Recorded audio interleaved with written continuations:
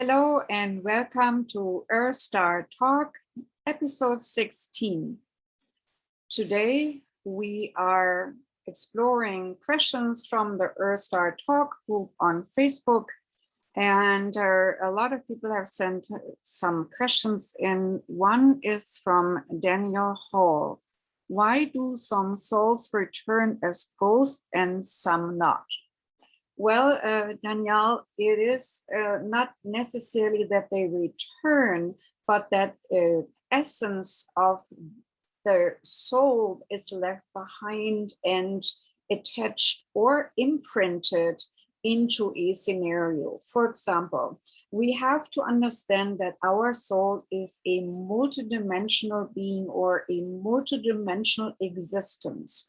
So our core essence of soul, of who we really are, is sensed to the many layers and is always ultimately connected to God's source.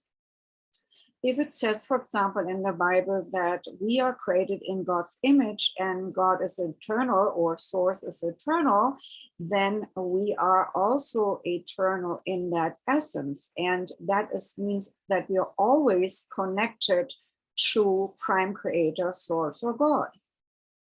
I oftentimes refer to the parable of the tree of life.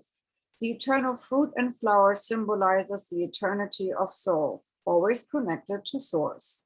The trunk symbolizes the beingness on higher realm, for example, angelic realm. The more knobby part above ground, where the tree, before it goes into roots, is wider, that symbolizes where we could say the seven heavens are, where the soul then gets ready to spread itself thinner into the different root system. Then we have the astral level, which is the divide, the thin layer between the oneness energy and the many different realms of existences in polarity or the different dimensions. And the above one is in oneness, the below one is divided. So like that, when we are going through the lower astral level, we are focusing on an incarnation. And there are many soul strands which are belonging to the one soul. And each soul strand or root strand, golden strand, ends in a soul spark animating a body. Now, our body can be incarnated in higher spheres, higher dimensions, 14th dimensions, and whatnot, or 9th dimension, 5th dimensions, or here in 3-dimensional existence. And when a person dies, depending how they died, there could be an aspect of them earth-bound. But these earth-bound aspects or ghostly aspects are more like a leftover or residue effect of the true essence of beingness. It is a residue or an echo of the person's life remaining here linked. And the linkage can happen through many different ways. The linkage can happen through either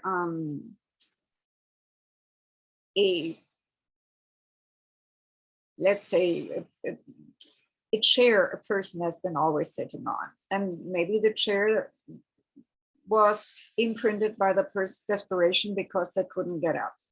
But it's also maybe a beloved chair they always loved and liked. So let's say you buy a chair like this on a garage sale, and the people do not want it anymore because their beloved grandfather or grandmother or whatever sat all the time on there. And I don't want to be reminded. So now you buy this, and the imprint or essence of that grandfather, grandmother, whoever it was who belonged the chair to, is now in your home. But the energy doesn't resonate, meaning the leftover residue who was the imprint of in time and space of that grandfather, grandmother doesn't recognize the surroundings, so feels displaced. So makes itself known. I did a house clearing for a TV show called Haunting in the Heartland. And there in the parlor were several seats. They didn't show it on TV, but one of the chairs was laden with an imprint of an old lady who didn't want to give up her authority and always sat in this chair in, there's in frustration of her situation. So that chair was oozing her energy into the room, one could say. And when one would sit on the chair, it could be felt as if it would be a ghost. Other ghostly images are imprints on a location. For example, ghosts which come down the stairs, always coming down the stairs, always seen there, maybe because they had a shock experience in that scenario going down the stairs, maybe some very bad news and they collapsed and they had something going on in the walls and the staircase got imprinted with that shock experience. Or, for example, castles or stone buildings are very well known to hold imprints of happenings very nicely. I took my groups in Germany to old castles and cloisters, and some of them were already in ruins. And I let them lay their heads against the walls, and they could download through the crystalline structure of the stones what had happened here in the castle or in the cloister or in the church. So it's not necessarily that the souls return as ghosts, but it's a leftover residue. Then there are images of, or let's say there are emotional imprints. Let's say somebody got murdered and the soul, three-dimensional soul, which still has an attachment of emotions and thought, is imprinted into something, maybe the location of where the murder has happened. Let's say a little girl got killed. I just talked about that story with one of my clients the other day. They went into a house, and in that house was this apparition all the time, and it talked. And when we went through it, it was the story of a little girl which got murdered. But I heard at the same time that the essence or soul of that little girl had long moved on, but this imprint of wanting justice, wanting vengeance, wanting a balancing act, wanting recognition was still imprinted in the location and got its own dynamic after a while. So what can happen is that these leftover residues or echoes of a person attract similar energies, and then they create something third. And that almost can be getting darker and darker and more demonic over time, because like attracts like. And if there is something dark happened and the spirit, when they left their body, thought about vengeance, and this has to be avenged and this has to be, corrected, and it can create its own dynamic. It can create its own form or structure. It can create its own energy system in the matrix, but it's not that person's soul anymore. I hope I made this clear. If it's not clear, please, Danielle, please contact and comment on this video further.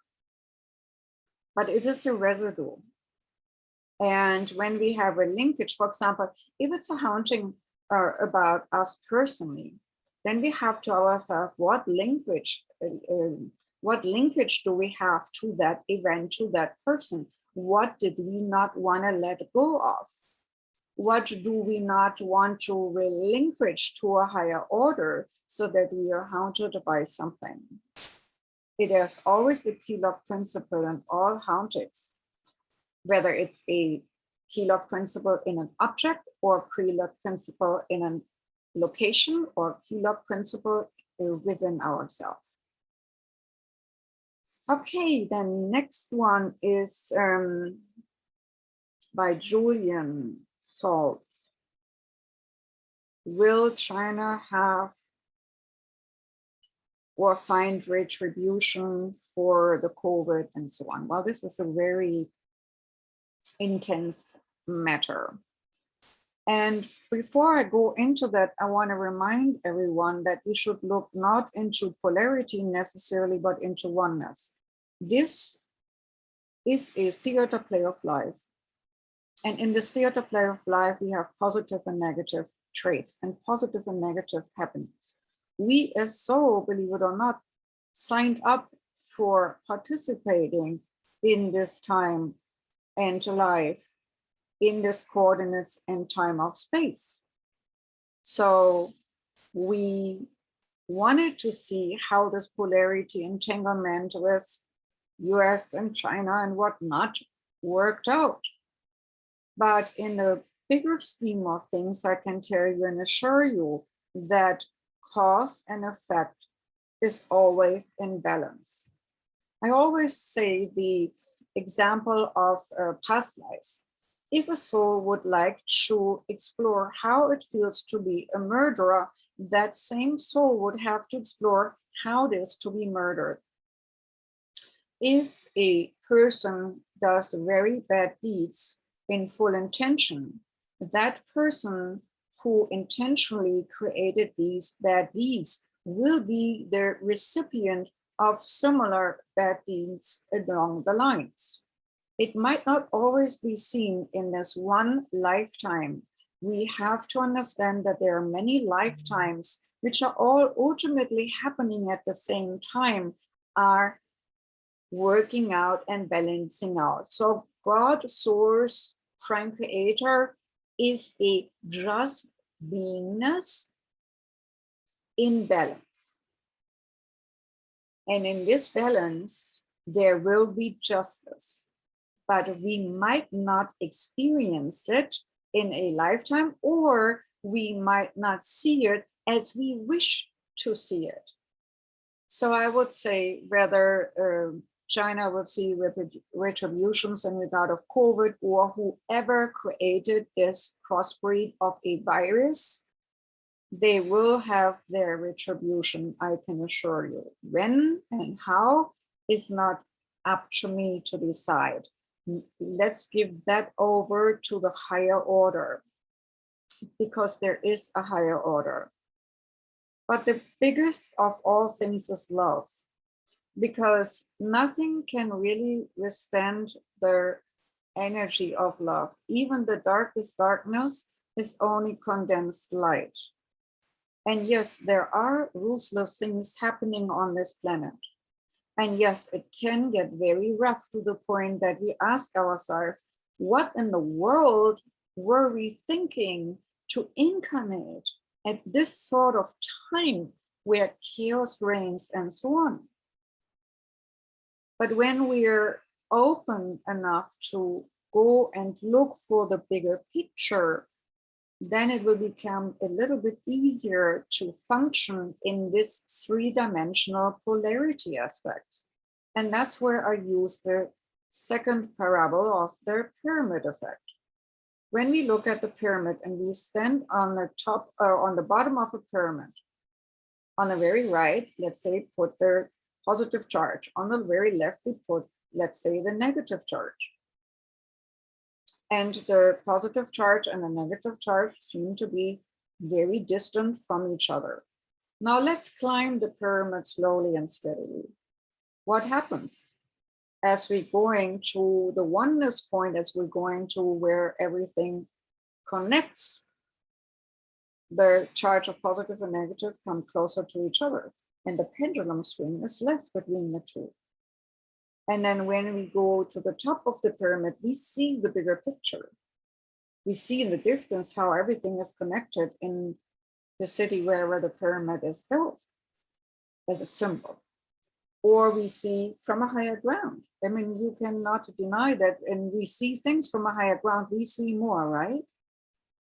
So let's say the oneness point of the pyramid is our third eye center. And that's the soul point from which we go into oneness. And that's the animation point of what makes our body tick, the soul spark animating this body. So my recommendation is, when you're getting afflicted by the duality of this reality too much that it affects your emotions, that you're getting angry, that you get, I mean, frustration and anger is natural, but still when it takes you over, then you're feeding some negative spirits. I'm not saying that COVID is a good thing or a bad thing. It was created, it's an artificial thing, but this artificial thing can be used for many things. So in this regard, my guiding ones always reminded me that everything has an agenda. There's a spiritual agenda, there is a political agenda, there's an economy agenda, and there is a personal agenda. And let's look at COVID. What did it do?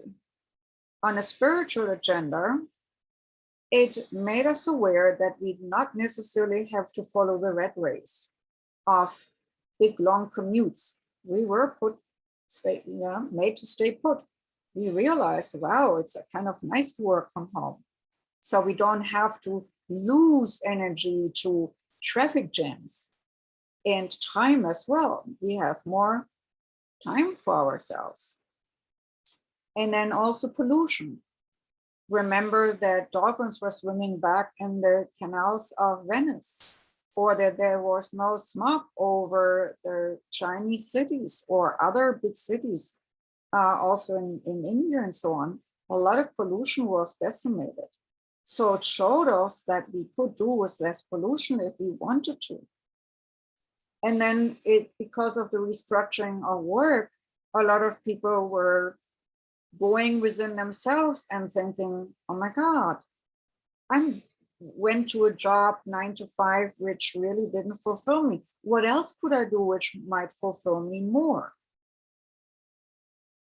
And then other people, of course, had the karma or the essence to hop off this planet and go into another existence.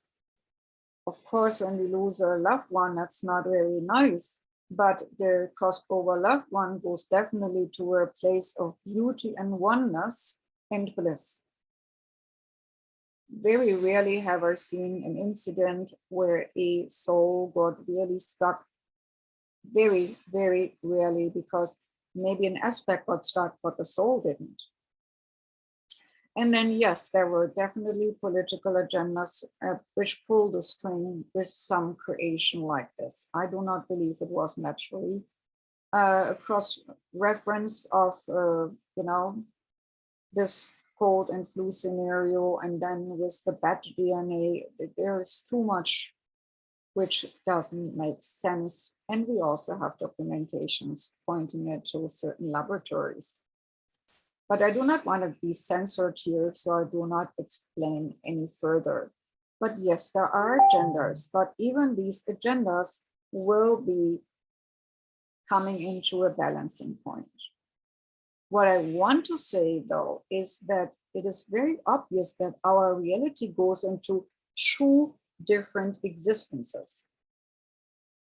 One existence are people who look for the positive in all things, and the other look into the existences of the negative of all things. And so we have a extreme polarity, and this polarity is about to rip into two so that people are living in almost like two totally different realities on the same planet. And yes, there are also personal reasons for exploring forward. I believe that all the souls who came here at this time and space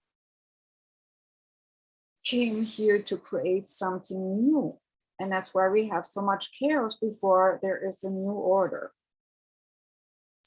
And one of the new order in my book is to go back and what the Hopi prophets is saying, in all this destruction, what we are creating on this planet, there will come a new tribe of people. They call it the rainbow tribe, which makes the earth beautiful and green again and will heal the earth. So sometimes destruction of an old format needs to happen to bring a new order in. And I think that's what's happening here too. So yes, it is not a nice situation. And it's definitely not a nice situation when you lose somebody. But it has its positive side effects for many people as well. I hope that answers a little bit of the question. And again, if you are too meshed up in the dramas of things, try to step a step aside and watch the bigger picture and then come back in and try not to judge. And the best way is to say, I forgive you and I forgive myself, how I, allowed myself to incarnate at this time. And I forgive the other party for doing what they're doing, so that we can all go and see the bigger picture. It is not easy to think that way, but it comes with practice. And then Tina Costello was asking whether we have one soulmate. No, we don't only have one soulmate. And I have to say that some of these soulmate books drive me a little bit crazy, because they're creating an expectation in people that everybody has to meet their soulmate and every soulmate is incarnated. And I would say to this, everybody can meet a perfect partner. Is it the soulmate as described in those books? Not necessarily. But I can say that how many realities do we have? How many existences do we have? How many lifetimes do we have? And in each of those, we can meet with a very bonded soul. Sometimes this bonded soul, this what we call soulmate, can be a guide of ours, because we had been living as soulmates in another lifetime, and maybe were a really strong, good couple whose heart codes were intertwined in a very lovely manner. But then, let's say the other part of you did not want to incarnate in this lifetime, so might come and be a guide to yours. And you feel a very strong affiliation with that guide. So on the other hand, we can also meet two of such heart-connected people. But I can tell you, the most beloved souls give us the most difficult learning lessons. So in my observation in these lifetimes in 3D is that these soulmates are rarely bringing us a rose garden, what we hope for, but they bring us a lot of learning. They push us forward in the right directions. So these intense encordages from heart to heart space can also result in a push-pull scenario between two beings incarnate. But to come back to your explicit answer, do we have only one soulmate? The answer is clearly no. We have a multitude of soulmates, which sometimes we can meet them in one life, or we cannot meet them at all, but we can always meet a perfect partner. That option we always have. So take heart, everyone who hasn't met their soulmate yet, because you can always meet your perfect partner for this particular lifetime. And for this particular reason, you have been incarnated. And sometimes when you do the soulmate calling in structure, you might call them in as a guide. That is perfectly possible. Now, then a person called Winkatram B asks, if life is gone and not returning to Earth, do Jinn mislead us in the name of souls? I'm not quite sure what that means, but I can say this. The question is here, what is a Jinn? I would say it's a spirit. And can spirits trick us in incarnating again? Yes. I would say the biggest Jinn, or the biggest forces, would be lust, anger, greed, attachments. With these forces of lust, anger, greed, attachment, you will reincarnate over and over and over and over. To liberate the soul, you have to focus in and upward. That means a lot of meditation needs to be done. But if you have a wish left, as long as you have wishes left, you will incarnate again to have these wishes fulfilled. Yeah? Thought creates form. If you have a wish, you will get that wish fulfilled. Even if at a different time you do not want it anymore, but you still get that wish fulfilled. So caution about what one wishes. I hope this answers the question. So if you meant nirvana, that after this lifetime we just go into nothingness, nirvana, and incarnation is a myth created by a Jinn, I would say not quite agree to that, in case you mean that. Yes, the people believe in nirvana, the all nothingness. I would say in my book it would be the energy of all source, all oneness, all God's source, where everything started. And that's this nirvana place out of which everything bursts.